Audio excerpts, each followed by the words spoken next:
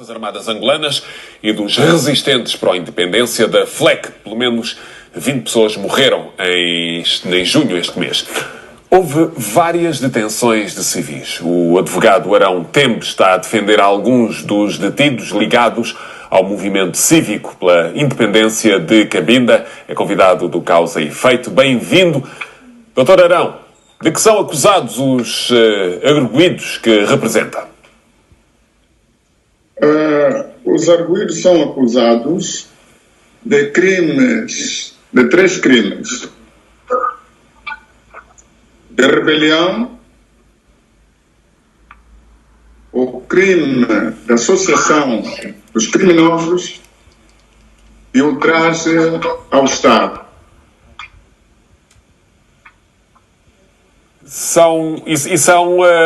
São queixas que certamente, aliás, acusações que certamente o Dr. Arão tem argumentação para a sua defesa. Consiste em quê?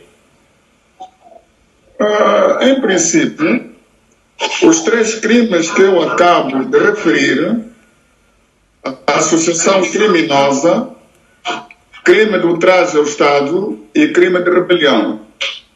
Esses são crimes que não deviam ser imputados aos arguidos, aos cidadãos em Cabinda, porque os mesmos não existem.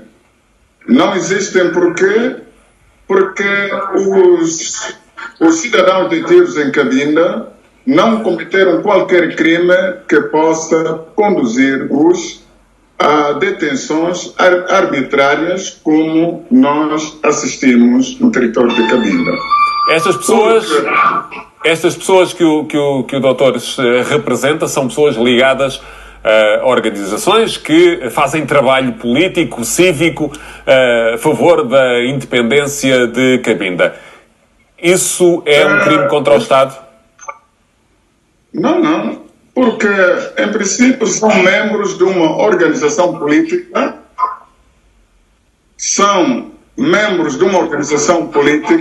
lá está detido o presidente, que é o Maurício Bufita Baza Jimbi, outro é André Lelo Bonzela e João da Graça Mampuela. Esses elementos sempre lutaram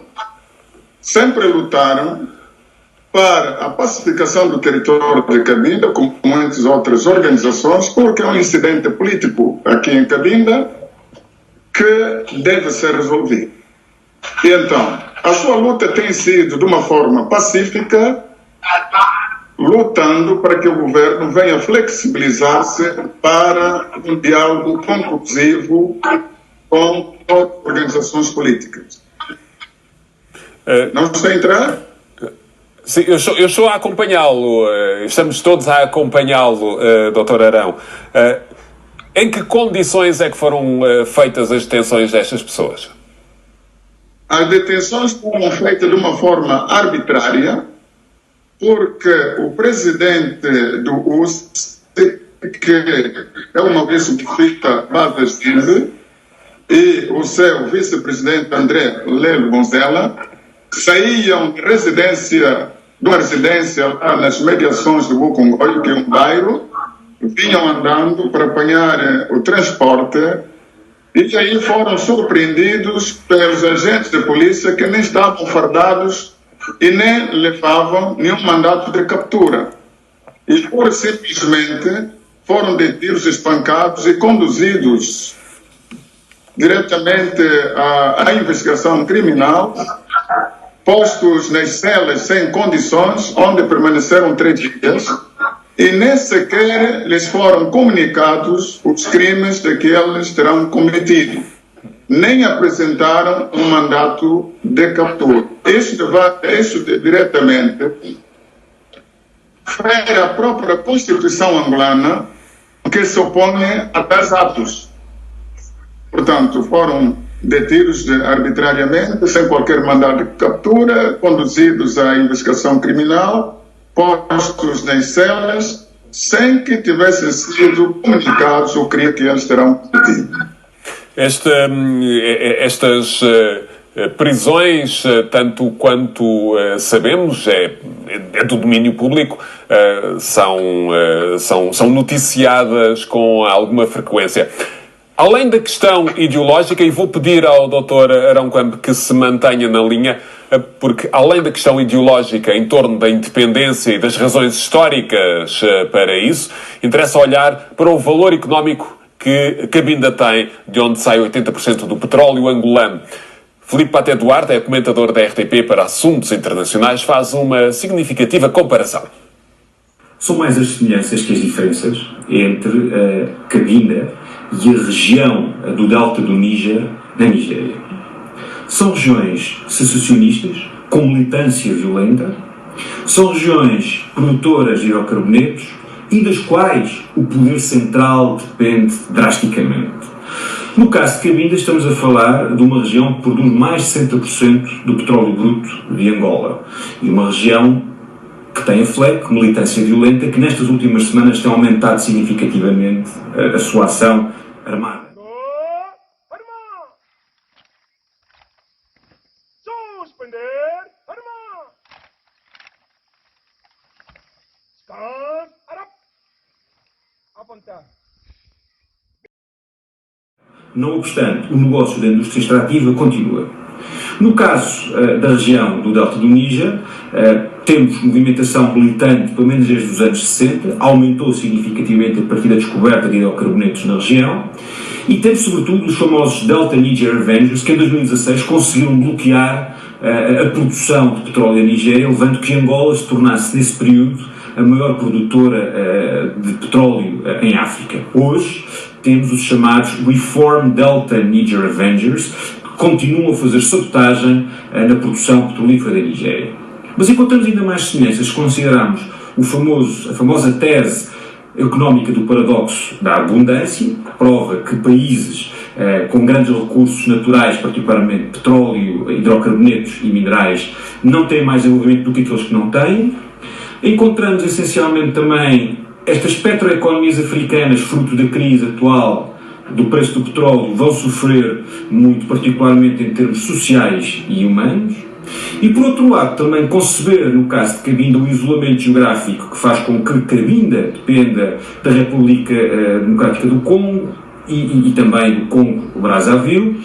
E, por último, também considerar que vai haver um maior investimento em infraestruturas onshore em Cabinda, que por sua vez vão ser cada vez mais vulneráveis a estes ataques militantes. Portanto, resumindo, são regiões semelhantes e que, precisamente por esta crise das petroeconomias africanas, o fator social vai sentir, a desigualdade vai sentir, mais ressentimento, logo maior recrudescimento da militância. É uma comparação que faz, pelo menos, abrir janelas relativamente à questão cabindesa. Volto para a conversa com o advogado Arão Coambe. Os seus constituintes, que se encontram detidos, são acusados de afrontarem a integridade do território angolano.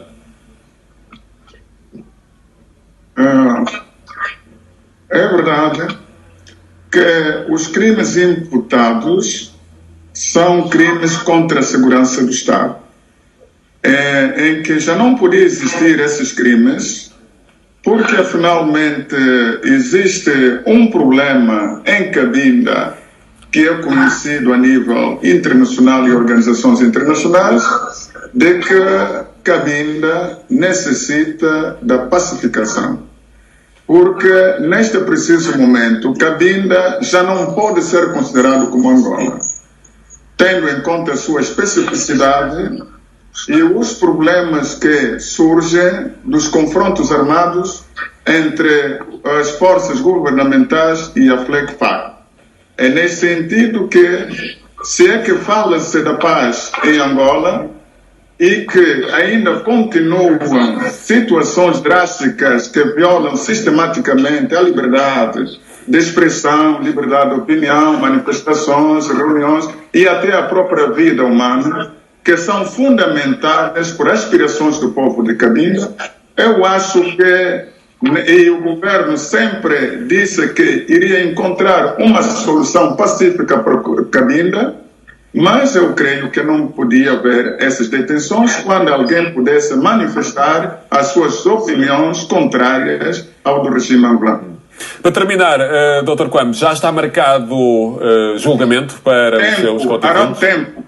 Arão tempo. Doutor Arão, já estão marcados, já está marcada a data para julgamento?